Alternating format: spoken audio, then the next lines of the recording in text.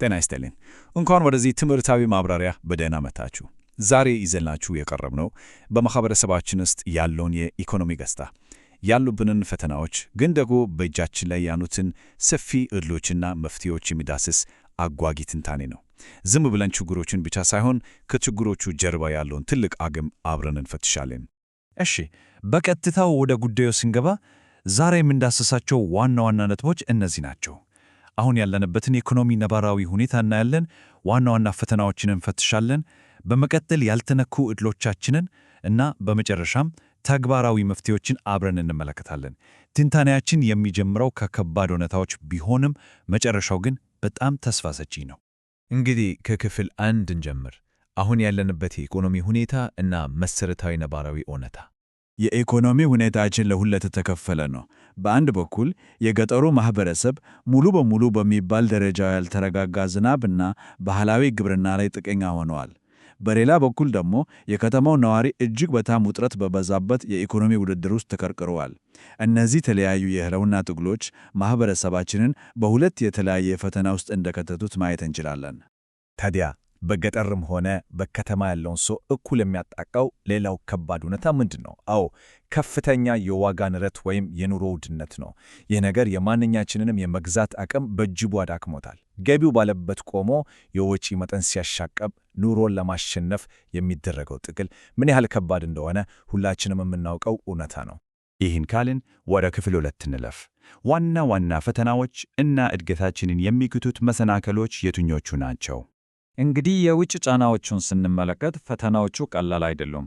ቅድም ያነሳነው ከፍተኛ የዋጋ ግሽበት፣ በአየር ንብረት መለዋወጥ ምክንያት የሚመጣው የግብርና ገቢ አለመረጋጋት፣ እንዲሁም ደግሞ በጸጥታ እጦትና በግጭት ምክንያት የሚደርሱ የንብረት ውድመቶችና መፈናቀሎች ዋናዎቹ ናቸው። እነዚህ ቀውሶች ግለሰቦችም ሆኑ ተቋማት ሀብት እንዳያፈሩ ትልቅ እንቅፋት የሆኑ ነው። ወደ ውስጥ ስንመለከት ደግሞ የራሳችን የሆኑ አስተዳደራዊ መሰናክሎች አሉ። በቤተ ክርስቲያን ውስጥ የሚፈጠሩ አለመግባባቶች ትኩረትን ይበታትናሉ፣ ሀብትንም ያባክናሉ። ሌላው ደግሞ የመልካም አስተዳደርና የሀብት አጠቃቀም ግልጽነት ማጣት። በዚያ ላይ የዘመናዊ ፋይናንስ ዕውቀት ማነስ፣ አነስተኛ የቴክኖሎጂ አጠቃቀም እና ለወጣቶች ፍላጎት የሚመጥን አሰራር አለመኖር አዲሱን ትውልድ ከተቋሙ እያራቀው መሆኑን ልብ ልንል ይገባ። አሁን ግን ታሪኩ እዚህ ላይ ይቀየራል። ወደ ክፍል 3 ስንመጣ ያልተነኩ የኢኮኖሚ ዕድሎቻችንን ወይም የተደበቁ ሀብቶቻችንን እንመለከታለን። አሁን እዚህ ላይ በጣም የሚገርመውና ትኩረት የሚስበው ጽንሰ ሐሳብ በሃይማኖት ውስጥ ያለ ኢኮኖሚ የሚለው ነው። ይህ ማለት ምን ማለት ነው? በእሴቶቻችን፣ በዕደ ጥበብ ሥራዎቻችን እና በገዳማትና ቅርሶች ላይ የተመሠረተ የራሱ የሆነ ኃያል የውስጥ ገበያ መፍጠር ይቻላል ማለት ነው። ቅርሶቻችንን እንደ ታሪካዊ ሀብት ብቻ ሳይሆን ትልቅ ገቢ ሊያስገኝ የሚችል የቱሪዝም ማዕከል አድርጎ ማየት ትልቅ የኢኮኖሚ መነቃቃትን ሊፈጥር ይችላል። ይህንን ቱሪዝምና የውስጥ ኢኮኖሚ ለማንቀሳቀስ ደግሞ እጅግ ሰፊ የሰው ኃይልና ማኅበራዊ ትስስር አለን። በሚሊዮኖች የሚቆጠረው አማኝ በራሱ ግዙፍ የውስጥ ገበያ ነው። ከዚህም ባሻገር በውጭ አገር የሚኖረው የዲያስፖራ ማኅበረሰብ የፋይናንስ አቅም ብቻ ሳይሆን የዘመናዊ ዕውቀትና የክህሎት ሽግግር ድልድይ ሆኖ ሊያገለግል የሚችል እጅግ ወሳኝ ሀብት ነው።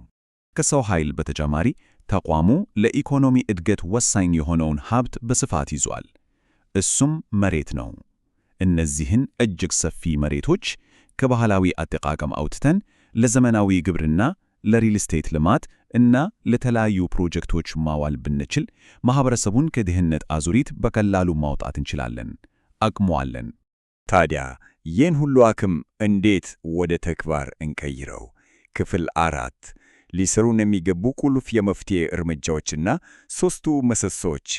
ስለዚህ ወሳኙ ነጥብ ይህ ባለ 3 ምሰሶ የመፍትሄ አቅጣጫ ነው።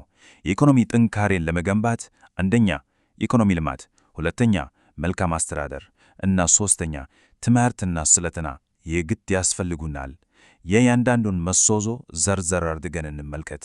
የመጀመሪያው ምሰሶ የኢኮኖሚ ልማት ነው። ማህበረሰቡን ከገንዘብ እጥረት ለማውጣት ዘመናዊ የፋይናንስ አወቃቀሮችን መዘርጋት ቁልፍ ነው። ለምሳሌ ለአማኞች የብድርና ቁጠባ ማህበራትን ወይም ሳኮሆሽን ማቋቋም እንችላለን። በተጓዳኝም ገዳማትና አብያተ ክርስቲያናትን ታሪካዊና መንፈሳዊ ይዘታቸውን ሳይለቁ ወደ ዘመናዊ የቱሪዝም ማዕከላትነት ማልማት ከፍተኛ የሀብት ምንጭ ይፈጥራል። የትልቅ ለውጥ ነው። ሁለተኛው ምሰሶ ደግሞ መልካም አስተዳደር ነው። የቱንም ያለ ሀብት ቢፈጠር አስተዳደሩ ግልጽ ካልሆነ ትርጉም አይኖረውም አይደል?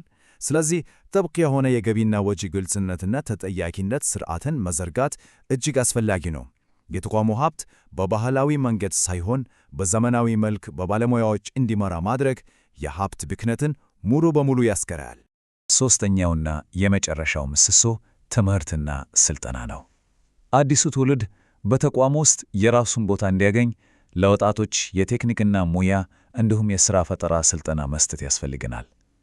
ከዚህም ባሻገር ማኅበረሰቡ የራሱን ገንዘብ በዘመናዊ መንገድ እንዲያስተዳድር የፋይናንስ ዕውቀት ሥልጠና መስጠት ለረጅም ጊዜ የኢኮኖሚ ጤንነትና ቀጣይነት እጅግ ወሳኝ ነው። በመጨረሻም ወደ ክፍል 5 ደርሰናል። ማጠቃለያና ተግባራዊ ጥሪ። ይህ አባባል አጠቃላይ መልእክታችንን በትክክል ያጠቃልለዋል። አቅማችንን እናውቃለን። በቤተ ክርስቲያን ስር ያሉትን የቅርስና የመሬት ሀብቶች በመጠቀም ኢኮኖሚያዊ ለውጥ ማምጣት ይቻላል።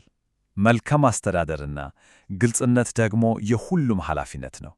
ይህ በእውነት ትልቅ መነቃቃትን የሚፈጥር እና የተቋሙን ሀብት ለማሳደግ ሁላችንም የድርሻችንን መወጣት እንዳለብን የሚያስታውስ ጥሪ ነው። ታዲያ ይህንን ትምህርታዊ ማብራሪያ ስናጠናቀቅ አእምሮአችን ውስጥ ሊያቃጭል የሚገባ አንድ ትልቅ ጥያቄ አለ። አማኞችና መሪዎች ለዚህ ኢኮኖሚያዊ እድገት፣ ለግልጽናና ለልማት ምን አስተዋጽኦ ሊያደርጉ ይችላሉ?